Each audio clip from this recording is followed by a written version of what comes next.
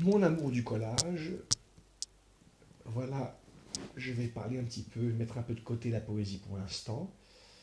Le collage est une passion que je cultive depuis quelques années maintenant.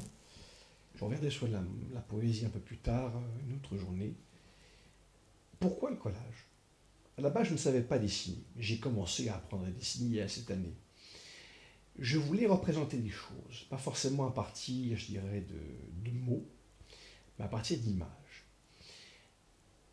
Un collage est une façon en fait d'organiser sa pensée, d'organiser des éléments pour en faire une unité, pour donner une unité qui sera vraiment en harmonie. Une harmonie entre un personnage, par exemple, qui est du médiéval, qui fait partie de l'histoire médiévale, et un personnage qui fait partie de l'histoire moderne. Voilà, on va mettre à côté de Melania Trump, eh bien, un poète comme Virgile ou comme Dante. Voilà, et on va voir Dante qui va s'agenouiller devant Melania Trump. Voilà, ce qui est totalement anachronique.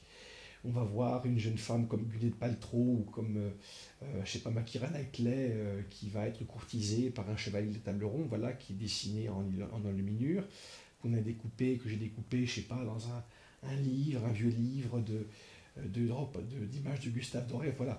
L'idée, c'est de pouvoir associer des choses qui sont totalement anachroniques. C'est une chose qui me plaît beaucoup. Deuxièmement, l'art du collage est assez subversif et ça suit un petit peu le propos de l'anachronisme. L'art du collage peut être érotique, subversif, l'art de la sédition, je dirais. L'art justement je dirais, de toucher par des choses qui peuvent être coquines, qui peuvent être parfois un petit peu, oui, anachroniques ou, je dirais, issues de l'actualité, qui peuvent être aussi un petit peu une façon de travailler aussi sur les thèmes, les thèmes, je dirais, de la consommation. Alors, j'ai un collagiste que j'ai vu sur Internet qui avait utilisé une boîte de Frosties, les fameux céréales sucrées, les cornflakes sucrés, et il avait réussi à créer, reconstituer l'image du lion bien connu de Frosties, eh bien, en les collant sur un support, voilà, un support très rude, très solide. Il a reconstitué un petit peu en différents morceaux triangulaires chacune des parcelles de cette image du lion bien connu de Frosties. Alors moi, je ne travaille pas forcément avec des matériaux de la consommation, je n'aime pas trop ça. J'y viendrai peut-être. Je voudrais travailler dans l'idéal avec des objets. C'est pour ça que j'essaie souvent de collecter des objets en métallique, des objets qui peuvent être plats, des petits objets justement que je trouve par terre, dans ma rue qui sont si possible pas trop sales, ça serait un petit peu dégoûtant sinon.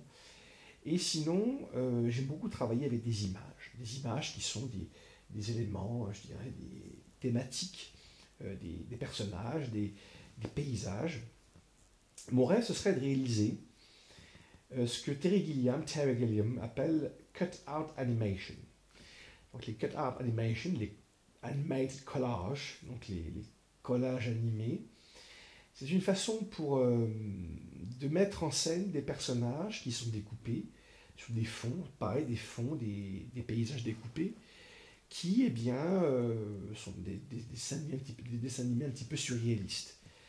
Le projet que j'avais voulu tenter, mais je ne sais pas si je le tenterai parce que ça demande beaucoup de travail et beaucoup de moyens, c'est de réaliser un petit peu l'équivalent d'un de ces cahiers animés. Vous savez, les petits cahiers que vous aviez quand vous étiez petit, quand vous les feuilletez à toute vitesse, avec le bout du pouce, vous avez une animation qui se produit avec des dessins. Moi, j'en avais avec le marsupilami étant petit. Et ben, j'aurais aimé faire pareil, mais avec un collage animé. Et pour cela, il faut voir le matériau. Peut-être que je m'y mettrai un jour. J'ai plusieurs projets en idée, mais je ne sais pas si ça aboutira. Voilà. J'ai réalisé donc trois collages. Sur le thème de l'Arioste de Roland Furieux, donc le Roland de Roncevaux, amoureux d'Angélie, etc., qui n'est pas encore terminé, vous le verrez sous peu, hein, quand je le filmerai, quand j'expliquerai un petit peu. Les aventures de Dante et Virgile, qui est le premier vrai collage que j'ai commencé à réaliser, que j'ai terminé en mars 2016, il y a 2 ans de ça. Et puis un collage que j'ai fait un petit peu avant celui de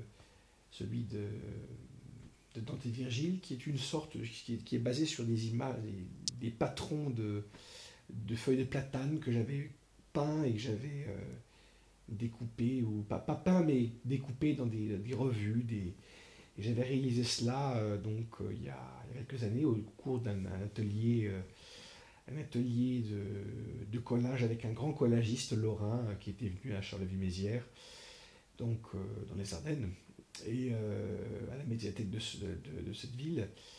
Et j'avais donc participé au milieu de plein de petits gamins qui j'avais rien à faire là-dedans, et pourtant le monsieur m'a permis de venir.